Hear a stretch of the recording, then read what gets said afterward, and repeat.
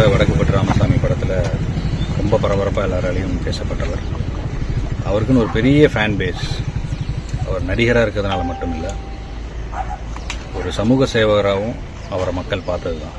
இந்த பகுதியிலே, இந்த பள்ளிக்கரணை ஏரியாலே எங்கள் ஒரு கவர்மெண்ட் ஸ்கூலுக்கு சப்போர்ட் பண்ணுற விஷயங்களாக இருக்கட்டும், குழந்தைகளுக்கோ இல்லை வெள்ளத்தால் பாதிக்கப்பட்டவங்களுக்காகவோ இல்லை கஷ்டப்படுறவங்களுக்கு ஒரு திருமண உதவிக்கு சப்போர்ட் பண்ணுறதுக்காக இருக்கட்டும், இந்த மாதிரி நிறைய நல்ல காரியங்கள் அவரால் முடிஞ்ச விஷயத்தை நிறைய பேர்கிட்டருந்து அந்த உதவிகளை பெற்று நிறைய ஆக்டிவிட்டீஸ் அவர் செஞ்சதுனால அவருக்கு ஒரு பெரிய ஃபேன் பேஸ் இருக்குது. நடிகர்ன்றதை தாண்டி ஒரு நல்ல மனிதர்ன்ற ஒரு பெரிய ஒரு பேரை பெற்றவர். ஒரு 15 days முன்னாடி நாங்கள் எல்லோரும் ரீயூனியன் ஆஃப் லுலு சபான்னு ஒரு ஷோ ஒன்று பண்ணோம். அந்த ஷோ கூட அவர் தான் ஆர்கனைஸ் பண்ணி எல்லாத்துக்கிட்டையும் ஃபோன் பண்ணி எல்லாத்தையும் இன்வைட் பண்ணி எல்லாத்தையும் ஒரு வித் லஞ்சோட எல்லோரும் நம்ம எல்லோரும் ரீயூனியன் ஆகணும்னு சொல்லி பேசி எல்லோரும் பங்கேற்றோம். அதுக்கப்புறம் விஜய் டிவியில் ஒரு ஷோவில் கூட நாங்கள் எல்லாருமே இப்போ ரீசெண்டாக பார்ட்டிசிபேட் பண்ணோம்.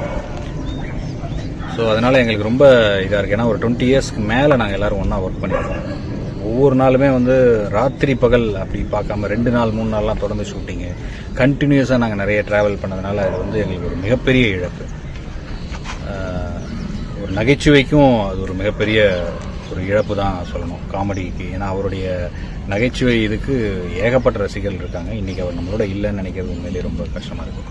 ஒரு 15 days அவர் மரணத்தோட ரொம்ப போராடினார். வெண்டிலேட்டரோட ஹெல்ப்பில் தான் ஃபர்ஸ்ட் டே 1ல இருந்தே அவர் இருந்தார். நாங்கள் அப்போவே பார்த்தோம்.